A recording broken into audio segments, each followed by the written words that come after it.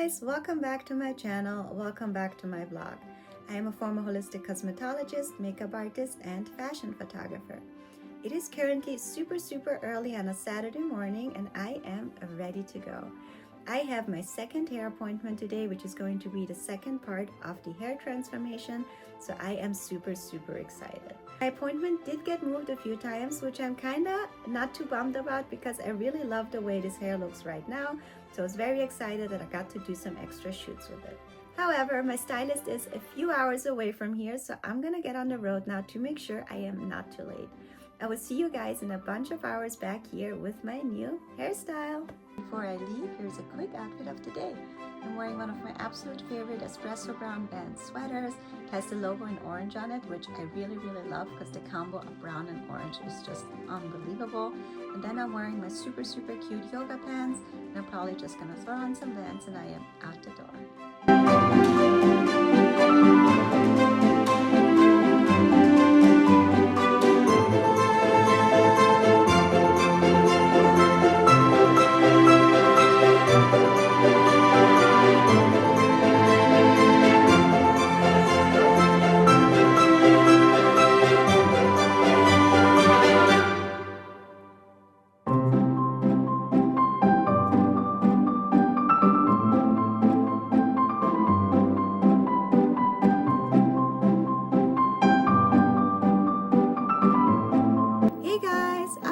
It is now almost a whole week later and my hair is finally done. Oh my goodness, I couldn't be more excited. Let me show you guys. Goodness guys, I couldn't be more excited. It looks unbelievably amazing. It has a lot of dimension in it. It has a lot of different tones in it. I am naturally very dark haired, so it is really hard to kind of achieve a blonde that doesn't look like I'm wearing a wig. And this absolutely does not. She did an amazing job as always. I couldn't be happier. I think it took about 10 to 12 hours to achieve this look, but it was absolutely well worth the time. I think our hair is an absolute great way to experiment a little bit with your look, try some new cuts, try some new colors, because it is not a permanent thing. Even if you dye your hair from the roots like I just did, it'll be pretty much grown out in about 1.5 to 2 years.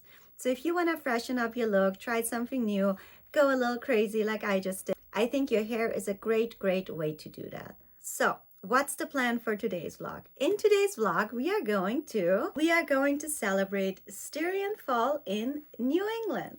As many of you know, I am originally from Austria. I am from a state down south that is called Styria. And Styria is actually very well known for its autumn vibes. We have a lot of rolling hills. We have all the wine you can imagine, all the apple orchards you can imagine. It is definitely a vibe. If you're ever in that part of the world, definitely make sure you stop by. You will not regret it. As you can see, I am wearing my traditional Austrian dress. This is called a dirndl. A dirndl was originally in the early 19th century worn by maids, etc. that used to work on the farms. It was meant to be workwear and it was made out of old linen, old bed sheets, old tablecloths, you name it.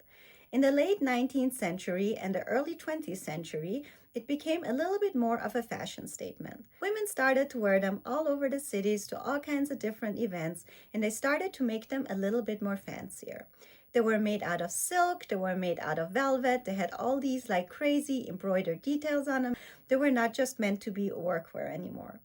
Actually, in the late 20th century, a lot of women used to wear them in the cities just to accent the idyllic farm-side Austria because it was a movement against the industrialization of Austria. So it was kind of worn in protest of that to kind of point out what kind of country we are, what we stand for, and what our values are. As far as the outfit goes, it is always a 2-piece to 3-piece. It is the apron, it is the dress, and then the shirt underneath. Some of them are cut a little bit more straight on top, so you could get away without wearing a blouse underneath it, especially if it's in summer or maybe if it's a fancy event that you're going out to. In Austria, we wear these dresses the whole time.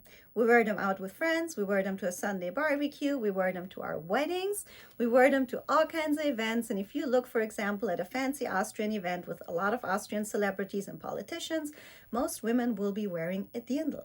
These dirndls, however, these days are of course in the thousands and thousands of dollars. I actually had the honor to work for a very well-known dirndl designer for my internship when I was in fashion school. It was an absolutely unbelievable experience that I will never ever forget. Another funny fact is that the placing of your bow is actually a statement. If you wear your bow on the left side, it means you're single. If you wear your bow on the right side, it means you're taken. If you wear your bow in the middle, that either means you don't want to give that away or you are a virgin. As far as the color goes, the most popular color and the most traditional classic color are the green tones. However, back then, if you used to wear a green one, it used to be more of a nature connection, a cultural connection, a little bit of a patriotism, I guess. But if you used to wear the darker ones, it was more of a symbol for power. These days, again, everyone wears all kinds of colors. They make them in all colors, all materials, all patterns. They're all unbelievably beautiful, and every single one of them is a piece of art. A popular accessory that we like to wear with our dirndl are a little scarf. Now, the scarf is meant to, you can kind of put it like a shawl around your shoulders. It'll keep you a little bit warm. You can put it on your neck, and it's just like a fashion statement. But it is also very, very practical if you go to church, because these dresses are very cleavagey, so you really do not want to wear that in church. That would be very, very disrespectful. So we always have a scarf on us when we know that it is a church kind of event, so we can put that on when we are going to church. I guess it is one of those old school respect things, which I am all about. These traditional dirndl dresses you will find all over Austria, but you will also find them in Bavaria. I know a lot of Americans, when they see these dresses, instantly have to think of Oktoberfest, so you are not wrong with that, which Oktoberfest is not an Austrian thing, it is a Bavarian thing. Let's talk wine, guys. We are, of course, very, very well known for our wine, and we absolutely love wine in Austria. We definitely love to drink a lot of it. But when it comes to wine in Austria, there are actually different stages of wine.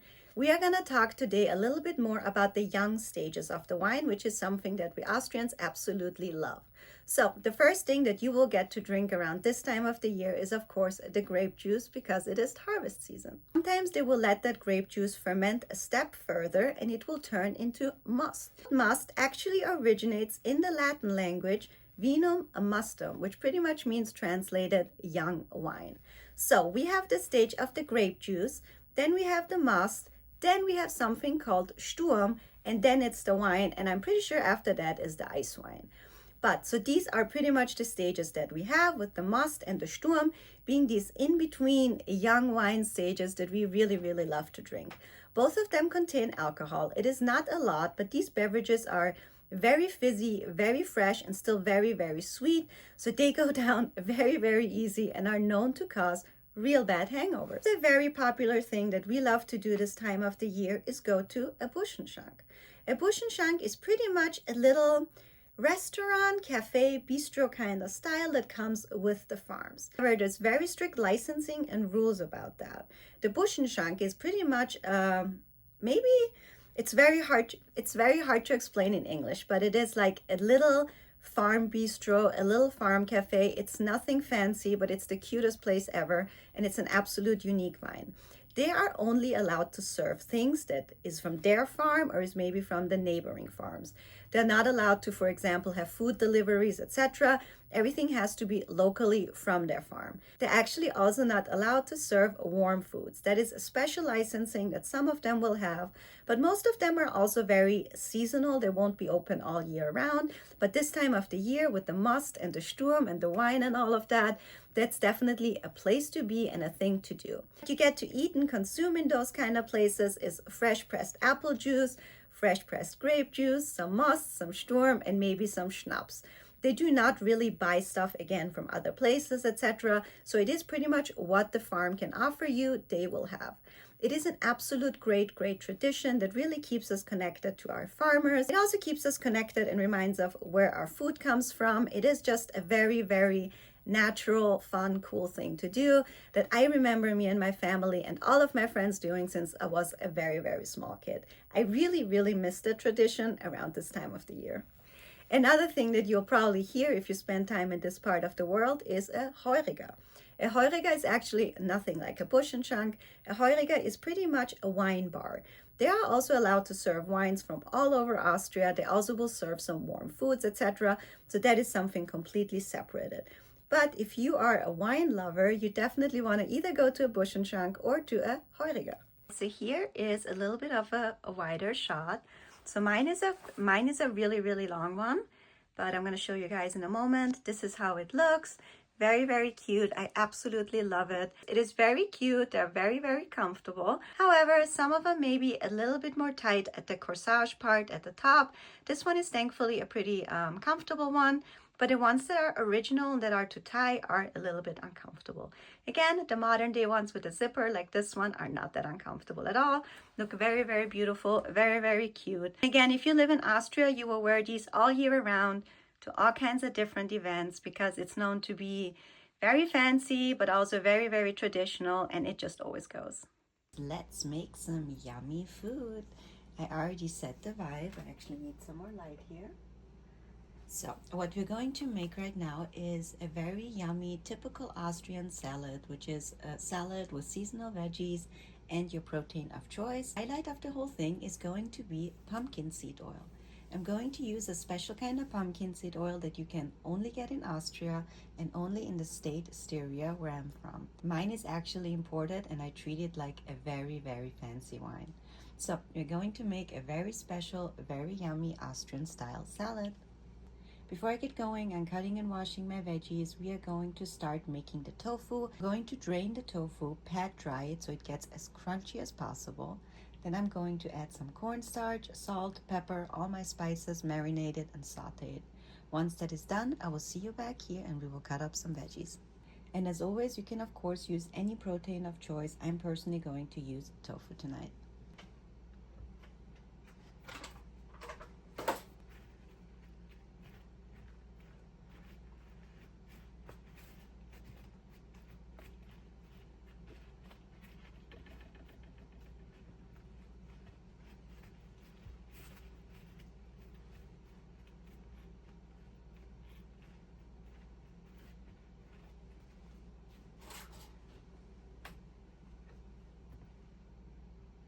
Now we will go ahead and cut the tofu in little cube-sized pieces.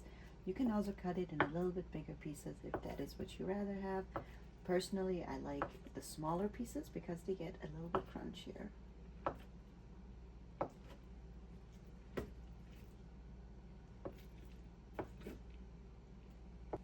Now I'm going to go ahead, put my tofu in this bowl, and then add my spices in it and marinate it and let it sit for a few minutes before sauteing it with medium heat. Again, you can use any protein of choice, and while that is cooking, you can make your salad, chop it all up, etc. Get the dish ready to go. I'm now going to add some olive oil.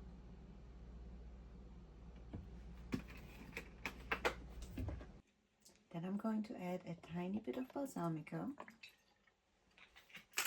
salt, pepper. Then I'm going to add some garlic powder, a little bit of fennel, some oregano. Pretty much going to mix this up and then let it sit for 5 minutes before starting to saute it.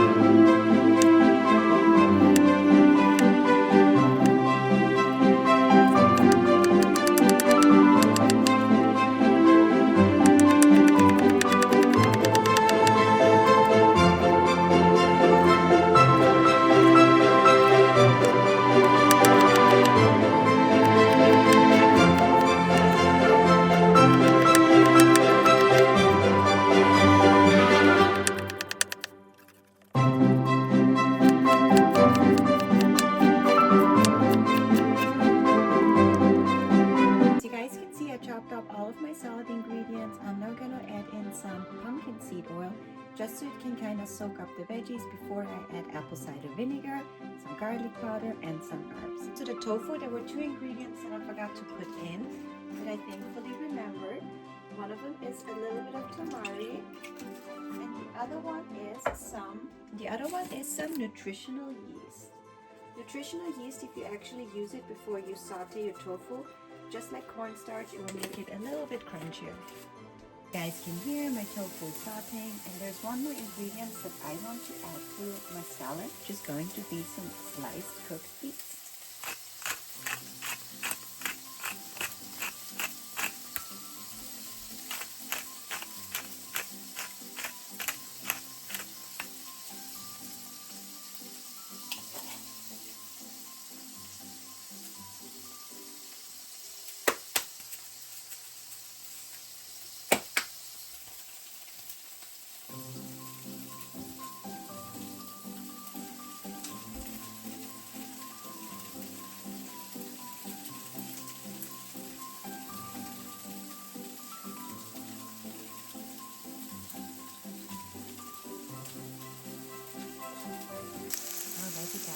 Quick break from the salad to check out the tofu. It is sauteing, it is smelling unbelievably delicious. And as you guys can see, it's getting super crispy. Look at this tofu. Doesn't that look unbelievably delicious? Some of them still need a few minutes, but in a few minutes I'm going to add everything together in the salad bowl.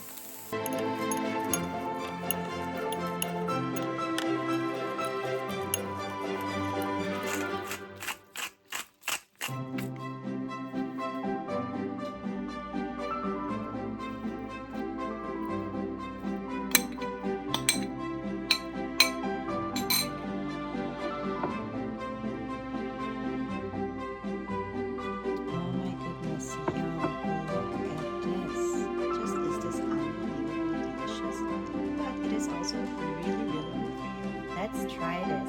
So one fact about pumpkin seed oil, it actually really stains like crazy. So when you use pumpkin seed oil that is from that part of the world, you definitely want to make sure you do not get it on your clothes, not too much all over your kitchen, etc.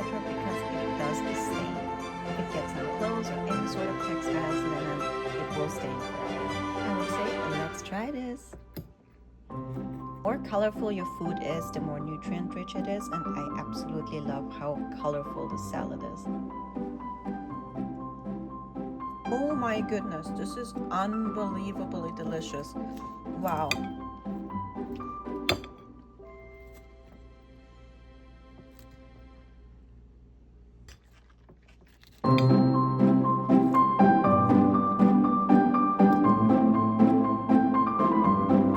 Unbelievably delicious, and now I am getting ready to make my dessert. We are going to make an Austrian dessert called an Apfelstrudel. So how do you make an Apfelstrudel? It's actually very easy. All you need is some apples, pie crust, butter, sugar, and a little bit of flour. That's literally it. You don't need anything else. I'm probably going to time-lapse over this part of the video and just put on some chill music for you guys while I will cut up my apples, and I will let my apple mixture sit for a few minutes before filling up the pie crust and popping it in the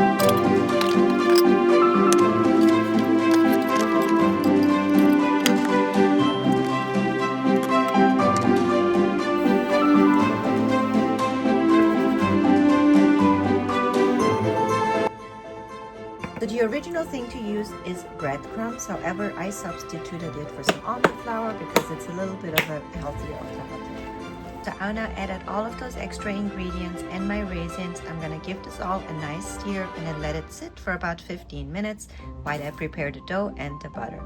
I'm sorry for the weird noise in the background. That is my dishwasher.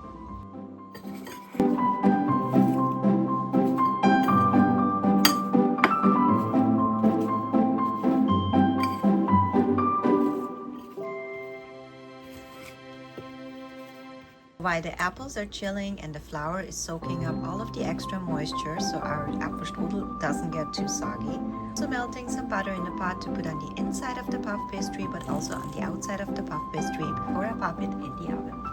Already our butter is melted.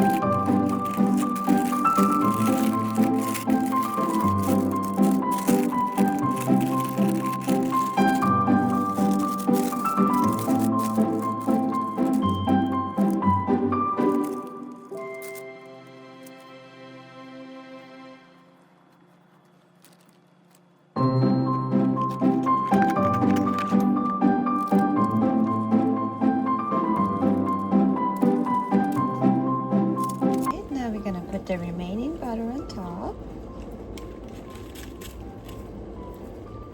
You want to make sure that it's coated because if not, it will burn. You could also do an egg wash or a milk wash. I'm just doing butter for tonight.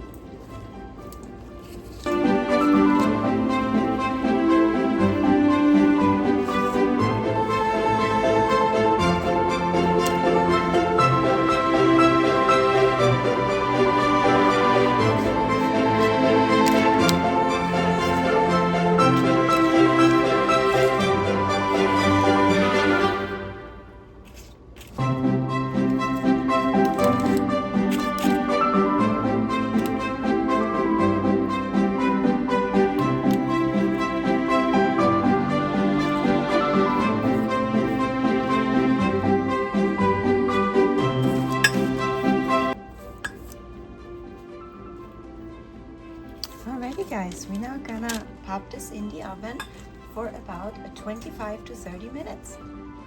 Look at this. So as you guys probably figured when I was filling it, I have way too much stuffing, so it did unfortunately open up a little bit and some of the butter ran out. However, I'm sure it still will taste absolutely amazing.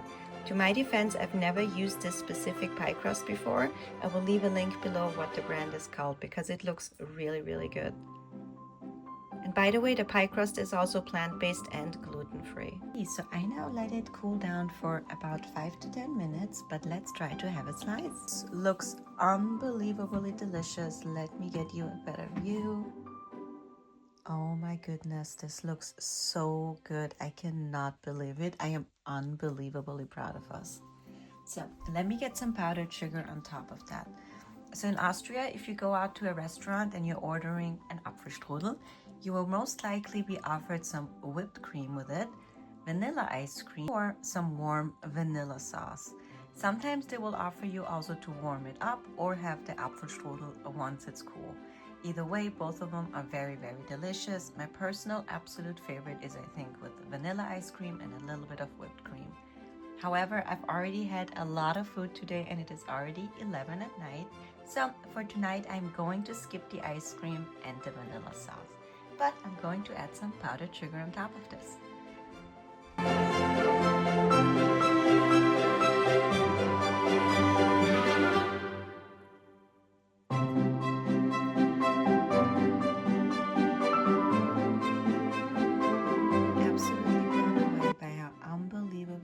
beautiful and delicious this looks. Let's try a bite.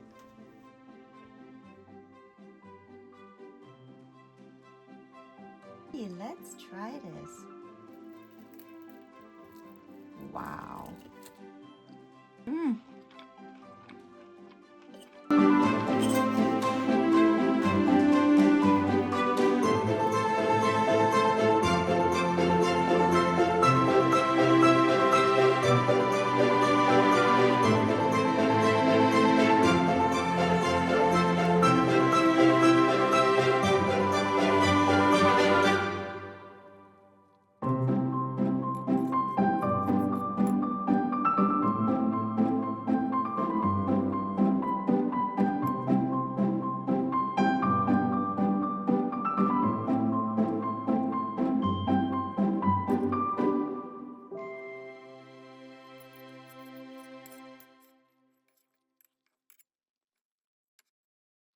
It is now a few hours later. I am very well fed.